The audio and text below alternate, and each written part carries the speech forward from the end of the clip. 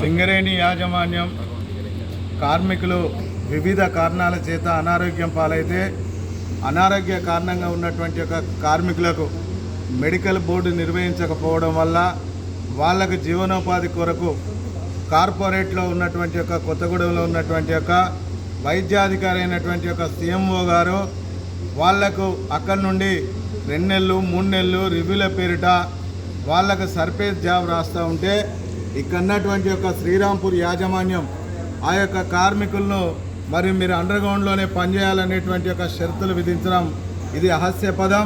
అంతేకాకుండా ఇవాళ యాజమాన్యం వారికి ఎవరైతే తొత్తులుగా వ్యవహరిస్తున్నారో ఇన్ఫార్మర్లుగా వ్యవహరిస్తున్నారో అటువంటి వ్యక్తులను సర్ఫేస్లో పెట్టి ఈ అనారోగ్యం పాలైనటువంటి యొక్క కార్మికులను నానా ఇబ్బందులకు గురి చేయడం అనేటువంటిది ఇది సరి అయినటువంటి ఒక చర్య కాదు.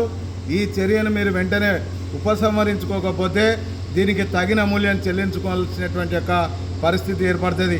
అంతేకాదు ఇవాళ సింగరేణిలో జరుగుతున్నటువంటి యొక్క పరిణామాలకు ఒక పక్క యాజమాన్యం వాటిని ఇంకా ఎక్కువ ఉత్తేజపరుస్తూ అటువంటి యొక్క చర్యలకు పూనుకుంటుంది.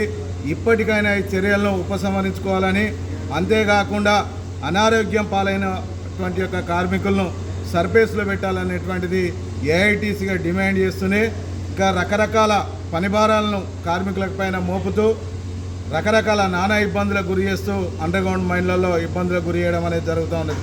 ఒక పక్క యాజమాన్యం వాళ్ళకు సంబంధించినటువంటి యొక్క వెల్ఫేర్కు వాళ్ళ యొక్క రక్షణకు సంబంధించినటువంటి యొక్క పరికరాలు అందించడం లోపల కూడా పూర్తిగా విఫలమవుతూ ఉన్నది.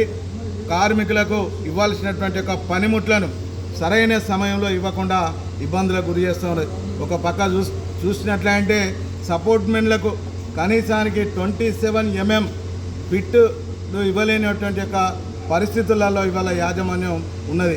మరి ఇప్పటికైనా ఏఐటీసీగా మేము డిమాండ్ చేస్తున్నాం, వెంటనే కార్మికులకు నాణ్యమైనటువంటి యొక్క పనిముట్లను అందించాలి. వారికి కావాల్సినటువంటి యొక్క పిఓపి కిట్లను అన్నింటిని కూడా అందించాలని డిమాండ్ చేస్తున్నాం.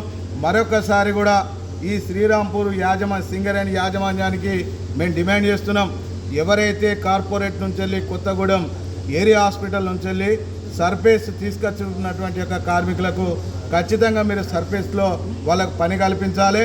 అట్లాంటి వ్యక్తుల మీద మరి ఇవాళ యూనియన్ పట్టుకొని వచ్చి మాట్లాడారు కదా అని ఆ వ్యక్తుల మీద మీరు కక్షపూరితమైనటువంటి యొక్క ధోరణి వ్యవహరిస్తే మాత్రం దానికి యూనియన్ తరఫున కూడా మేము ప్రతిఘటించాల్సినటువంటి యొక్క పరిస్థితి ఉంటుందని హెచ్చరిస్తున్నాం.